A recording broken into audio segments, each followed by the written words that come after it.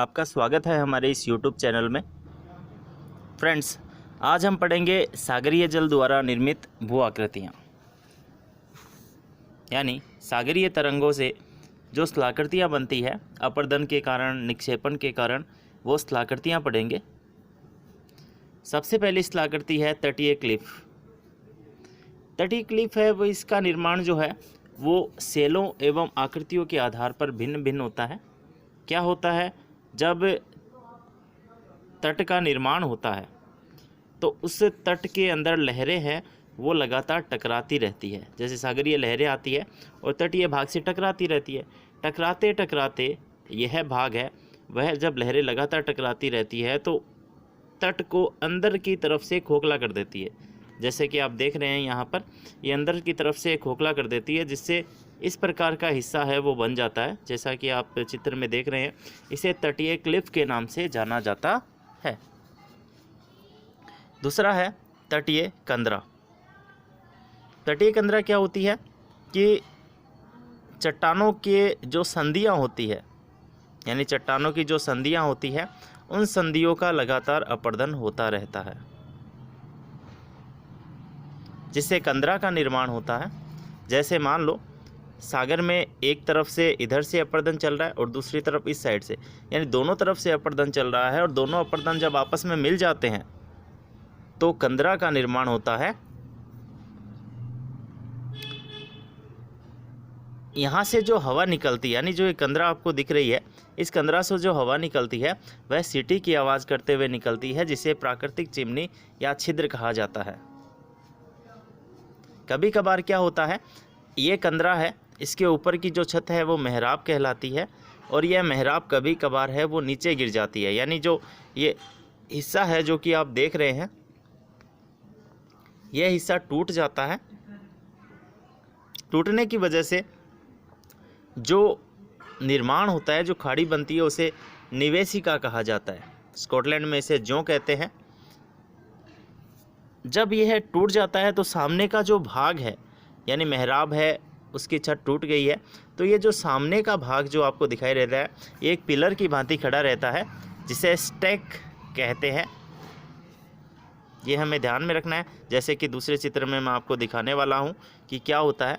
तो सागरीय कंदरा जब टूट जाती है तो इस प्रकार स्टैक का निर्माण है वो हो जाता है। जैसे सागर तल है, यहाँ पर पहले मेहराब हुआ करती थी, वो मेहराब टूट चुकी है। टूटने की वजह से यहाँ पर जो स्थलाकृति बनी है, एक जो सागर के अंदर हिस्सा रह जाता है उसे स्टैक कहते हैं, और ये सागर तल है जिसके अंतर्गत जो कुछ हिस्सा है वो जल का रह जाता है, जिसे हम जो है निवेशिका या फिर सागर तल के अंदर जो जल का क्षेत्र रह जाता है उसे ज्यों के नाम से जानते हैं। तीसरी चीज़ जो आती है वो आती है अंडाकार कटान या लघु निवेशिका। अंडाकार कटान या लघु निवेशिका जब तट पर कठोर और कोमल परतें होती हैं, यानी हमें देखना है कि तट पर एक ही तट पर दो प्रकार की परतें हैं। जैसे कि आप देख रहे हैं, ये परत है वो कठोर परत है, जबकि अंदर वाली परत है वो कोमल परत है। तो दो प्रकार की परतें होती है। तो कठोर परत है वो तो बची रहती है, जैसे कि यहाँ पर है, यहाँ पर है, ये कठोर परतें हैं वो तो बची रहती है, जबकि अंदर की तरफ है वो कोमल परतों का परत हो जो है अपरदन हो जाता है। जैसे कि आप देख रहे हैं, इन तीनों में अपरदन हो गया। तो कोमल परतें हैं उनका अपरदन अंदर तक हो जाता है, जबकि जो कठोर चट्टानें हैं वो ज़्यादा अपरदन नहीं कर पाती हैं, बाहर की तरफ है वो पड़ी रहती है। तो इस प्रकार का जो कटान बनता है उसे लघु निवेशिका अथवा अंडाकार कटान के नाम से भी जाना जाता है। लास्ट इसमें होता है तरंग घर्षित वेदी। क्लिफ में लगातार तरंगें टकराती रहती है तो क्लिफ है वो पीछे हटता जाता है, जिससे वेयर कट प्लेटफॉर्म का निर्माण या तरंग घर्षित वेदी का निर्माण होता है। जैसे कि हमने पहले में पढ़ा था कि तरंग घर्षित वेदी क्या होती है। जैसे मैं आपको दोबारा बता देता हूँ। जैसे कि आप इस चित्र में देख रहे हैं कि यहाँ पर जो तट है वो कट रहा है, और लगातार जब कट रहा रहता है तो ये जो भाग आप देख रहे हैं, ये टूट जाता है और टूटकर नीचे सागर में गिर जाता है, जिससे एक प्लेटफॉर्म का निर्माण होता है। यहाँ पर ये सीधा प्लेटफॉर्म बन जाता है इस प्रकार का, जिसे तरंग घर्षित वेदिका या फिर वेदी कहते हैं। तो ये हमें ध्यान में रखना है फ्रेंड्स। ये 4 भाग थे इसके: तटीय क्लिफ, सागरीय कंदरा, अंडाकार कटान और तरंग घर्षित वेदी। ये तो थे अपर्दन कार्य। अब आते हैं सागरीय तरंगों के निक्षेपात्मक कार्य, यानी निक्षेपण की वजह से कौन कौन से स्थलाकृतियों का निर्माण है वो होता है। सबसे पहले है पुलीन। सागरीय तट के सहारे जो मलबा निक्षेपित होता जाता है, यानी सागरीय तट पे जो मलबा निक्षेपित होता रहता है वह अस्थायी होता है, अल्पकालिक होता है। जैसे जुहू है, कोलबा है, कोवलम है। जुहू मुंबई में है, कोलबा गोवा में है, कोवलम केरल में है। ये एक प्रकार के पुलिन यानी बीच है जहाँ पर लोग घूमने जाते हैं, तो ऐसे पुलिन का निर्माण होता है। तो आपको ध्यान रखना है कि सागरीय मलबे के जमने पर तटीय भाग में जिस भूभाग का निर्माण होता है उसे बीच या पुलिन के नाम से जाना जाता है। जैसे जुहू बीच काफ़ी फेमस है, गोवा बीच भी काफ़ी फेमस है। दूसरा आता है कष्प पुलिन। रेत, गोलास्म, बजरी आदि से पतले कटक बन जाते हैं, यानी छोटे छोटे टीले से बन जाते हैं जो सागर की ओर निकले रहते हैं, उन्हें कष्प कहते हैं। ध्यान रखना है, रेत, गोलास्म, बजरी आदि के कारण छोटे छोटे जो है कटक बनते हैं जिन्हें कष्प कहते हैं। कष्प युक्त जो पुलीन बनता है, यानी ऐसे कष्प है जिस पुलीन में मिलते हैं, जिस बीच में मिलते हैं, उसे कष्प पुलीन कहा जाता है। नेक्स्ट आता है रोधिका व रोध। तरंगों एवं धाराओं के द्वारा निर्मित जो कटक होते हैं उन्हें रोधिका कहते हैं। जैसे कि यहाँ पर लगातार है वो सागरीय मलबे का जमाव हो रहा है, इस जमाव की वजह से क्या होता है, यहाँ पर मलबा है वो जम जाता है और यह पानी को अंदर की तरफ सीधा जाने से रोकता है। तो ऐसे जो भाग होते हैं उन्हें रोधिका कहा जाता है। ये कटक होते हैं जो ज्वार आने पर पानी में डूब जाते हैं, जबकि रोध है वो रोधिका से थोड़े बड़े होते हैं। जब ज्वार आता है तो वो पानी के ऊपर है वो दिखाई देते हैं। तट के समांतर जो रोधिका बनती है, जैसे कि आपको दिख रहा है, तट के समांतर जो रोधिका बनती है, जैसे ये रोधिका है, इसे अपतट रोधिका कहा जाता है। यानी तट के समानांतर बनने वाली रोधिका को अपतटीय रोधिका कहा जाता है। नेक्स्ट आता है स्पिट। सागरीय मलबे का जमाव जब रोधिका के रूप में सागर की ओर निकला रहता है, यानी सागरीय मलबा है जब रोधिका के रूप में सागर की ओर निकला रहता है तो इसका एक भाग तट से जुड़ा रहता है, जिसे स्पिट कहा जाता है। ऐसा ही जो स्पिट है वह भारत में चिल्का झील, जो भारत की खारे पानी की सबसे बड़ी झील है, उसके पास बना हुआ है। एक होता है हुक।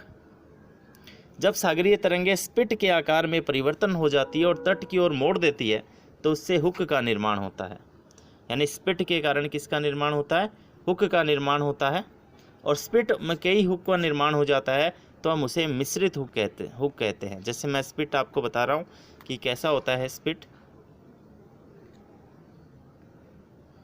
जैसा कि आप चित्र में देख रहे हैं, ये स्थलाकृति जो आप देख रहे हैं ये स्पिट कहलाती है। यहाँ पर एक छल्ला सा है वो निकला हुआ है सागरीय भाग के अंतर्गत, ये जो छल्ला है उसे हम स्पिट कहते हैं। जैसे, और यदि ये बहुत ज़्यादा मुड़ जाता है, यानी इसका घुमाव तो अभी कम है लेकिन ये बहुत ज़्यादा मुड़ जाता है, तो इस स्थिति के अंदर हम उसको कहते हैं हुक, जैसा कि हम अगले चित्र में दिखाएंगे आपको। यहाँ पे देखिए आप, जो ये इस प्रकार की स्थलाकृति है निर्माण हो रहा है उसे हम हुक कहते हैं। नेक्स्ट होता है लूप या छल्ला। जब विरोधी धाराएं होती है या बेलांचली धाराएं अधिक प्रबल हो जाती है तो ये लूप और छल्ला इस प्रकार, जैसे आप देख रहे हैं, तट से जाकर मिल जाता है।